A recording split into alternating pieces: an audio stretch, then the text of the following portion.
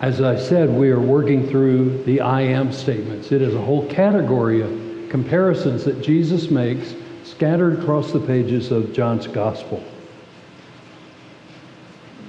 Here it is again. Jesus said to her, I am the resurrection and the life, and those who believe in me, even though they die, will live. And everyone who lives and believes in me will never die. Do you believe this? These are the words shared with Lazarus' sister. These are the words standing at the gaping hole that is in the hillside of where Lazarus' body has been placed in death. And Jesus comes along, and you know the story, he comes late.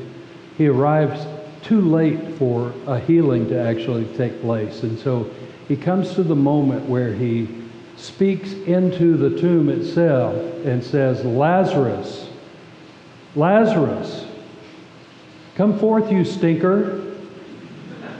Well, something like that. Turns out that was actually prophetic, that was truthful. Lazarus had been in the tomb for 3 days. Thus we have this foreshadowing of what had actually taken place, the effects of tissue and death and what we think about as this experience of dying. This is one of the phrases there. I put in Greek the I am, which is the ego eimi. And if you're reading in the Greek, this term keeps coming up, and it's an identifier. Ego, similar to what we would think of in terms of psychological language, of the ego being the self, the person, the I, and the eimi, and in this language, we talked about it last week, this predicate nominative completes linking verbs. So this is a linking verb. It begs for a comparison. And we might think about it in the next slide with an equal sign. I am, the ego eimi, the eimi is the equal sign. And here's the way the thought is completed. The resurrection, I am the resurrection, and I am the life. I am is some self-declaration about God will follow. And so the I am is a way that Jesus speaks about himself. And he is pulling out of Old Testament language, and he's pulling out of Hebrew stories this great I am. Now, I am who I am. I just am. Something that God would say about God's self. Slide 3. There are 7 I ams that have these predicate nominatives, and here they are. We've been through several of these. We didn't get all of them, but we tried our best to get them in. And here it is in 1125, the resurrection and the life. I've got the wrong reference to weigh the truth and the life. That's 14 verse 6. That's my fault. Probably skimming along too fast. So what we could say is that Jesus is a bunch of I am metaphors. Jesus himself refers to himself as a metaphor. He's utilizing these concrete ways of thinking as a way to share with people that he runs into concrete ways for them to appreciate who he is and functions about himself. Jesus is a bunch of I am metaphors. The 4th slide is Jesus is I am the resurrection. And in Greek, here's the word anastasis. We think about the anastasis. It's a plural. The plural is anastases. Do a little word study here. This is a recovery from a debilitating condition, especially the irradiation of human tissue.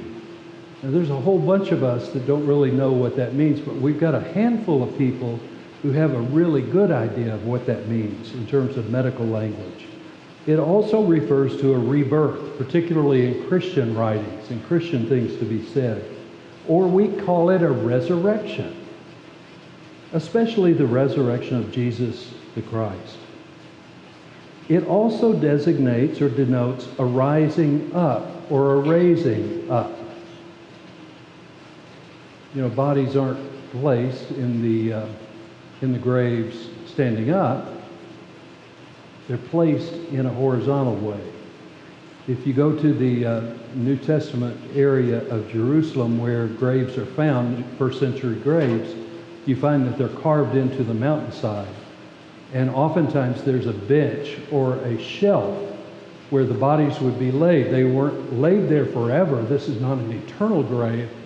This is a grave in which the body would desiccate. It would lose all of its tissue. It would lose all of its fluids. It would actually dry out. And then they would take the body and they would put them in bone boxes. A bone box looks to me like an ice chest. It's a stone. It's a carved out stone. Oftentimes there are important details carved into the side of the bone box itself. The body is broken up into its pieces and the bones are placed in a bone box. How's that? Bet you didn't know about all that. So there is this idea that Jesus would be resurrected from the dead. There is no getting around this in New Testament understanding. The next idea is that Jesus is the life. We talked about this last week, that he is the Zoe. In the Greek, the Zoe, about life as a principle.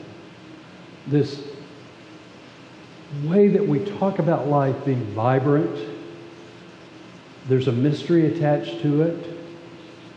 You know, when you're alive, there's breath going in and out and your organs are working, and there's just something that's incredibly vital about the way in which you exist. Jesus is the Zoe, the life. This word is what we use for zoology, these kinds of words. So we have this idea that life is a principle. That sounds a little esoteric. Life in the absolute sense, we might say. Life as God has it, that which the Father has in himself, and which he gave to the incarnate Son to have in himself.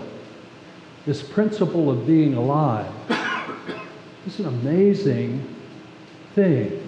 You know, remember on Ash Wednesday, and we put the mark of the ashes on your foreheads, on our foreheads, and we talked about from dust to dust. And this assimilation of the chemicals and the cells and just the dry material that comes together and then is given life. It is animated. That might be the best understanding at all about what life is. That which was lifeless becomes full of life from dust to dust. Are these things, these ideas, these qualities found anywhere else? Yeah, they're all kinds of places. Where else can we go to explore and accept these things? That was my question from last week. Let me start with a story. Bill Moyers, who is winding up his career as a journalist, had a long career in public life before that, and has been a remarkable person on PBS. All kinds of things that he has attached himself to as research projects. And he did a special edition, a series of shows on addiction. And he tells the story of Wendy Walker. She tells her own story in this series about overcoming her life-killing, her soul-killing addiction to alcohol. Remarkably, today she's a counselor at Hazleton, an addiction recovery program in New York City. But a couple of decades ago, her life was a wreck. Her life was lived immersed inside the bottle. So deeply was she hooked on alcohol that she took a razor and she cut both sides of her cheeks from ear to chin. I don't know why she did this, but she did. All we can remark is that yes, she did. And one day she was so desperate for a drink. She was so in need of a drink, she went to an old friend named Genevieve to ask for a few bucks for a cheap bottle. And Genevieve told her that she would give her the $2 if she would go with her to a meeting first. At this point, Wendy would have done anything to get the money, so she agreed to go to the meeting. She accepted the $2 and went to the meeting. Genevieve told her that they would have to ride a city bus to get there. This is New York City. And a wave of shame swept over her. because she had let herself go. Her alcoholism had been so destructive to her life that she had let herself go. Her hair was a matted mess, and she wore the same threadbare clothes for weeks at a time without washing them. You can imagine what she would have been like at this point. She stunk.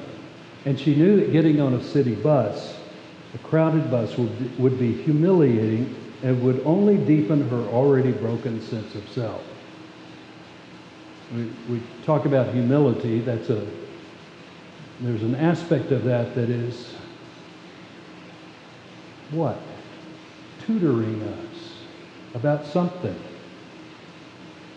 As they got on the bus, Wendy figured Genevieve would sit somewhere else and was shocked that she sat right beside her, riding together. Genevieve sat right next to her, talking to her as if they were old friends, which they were. And she treated her with dignity and respect, even in this disheveled condition. And in telling this story to Bill Moyers, Wendy's face and composure began to break down. She began to live inside the emotional nature of the story and the desperation. And tears ran freely down her scarred cheeks. Honesty is a terrible price to pay when your story is so painful. You know already where they went. Genevieve took her broken and humiliated friend to an AA meeting where honesty and humility were the only requirements to be in the room, and the only requirements, too, to find support in the group. Wendy realized at that meeting that she was helpless.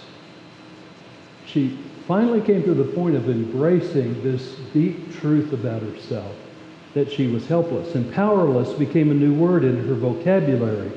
She learned that God was her higher power, and her only hope was to let go of everything and cling to her new friends for support.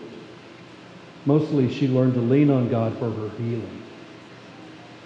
This humility was leading her somewhere in actually a restorative direction. And by this, she's overcoming. I say overcoming, she's still in the process of overcoming her addiction and now living a transformed life. She has something powerful to give back, and through her broken tears, she understands that she has a message of hope for others. In Gerard Manley Hopkins' poem, The Wreck of the Deutschland, he tells about the death of 5 nuns in a shipwreck at the mouth of the Thames in the winter of 1875. In the last few lines of this moving poem, he turns the word Easter from a noun to a verb. Hear what he has to say. Let him, Easter in us, be a dayspring to the dimness of us. Maybe that's the key to unlocking the mystery of Christ's resurrection, and it is mystery. I have pondered this week, knowing that this text was coming around the corner. Well, what is it that we believe about the resurrection? I mean, honestly, we're 21st century, science-driven people. I mean, we live by science. It is the rule of the day. What is it that we actually mean by this concept of life coming back into dead persons? This reanimation that happens. The risen Lord wants to Easter in us so the world can be transformed by this earliest confession. The poet is right. The poet has a key to the hopefulness. The key to living Easter faith is to turn Easter from a noun to a verb. He's tutoring us about what we can do by taking this very concept and beginning to let it have life inside of us, not as a person or a place or a thing. Easter is not something out there. It's not a thing separate from us. It's right here, and it's in our thoughts, and it's in our deeds. Easter breaks open every time we live a renewed life. When we can take Easter as an event out there and turn it into a response to life, we are living Easter. Let him Easter in us, be a dayspring to the dimness of us.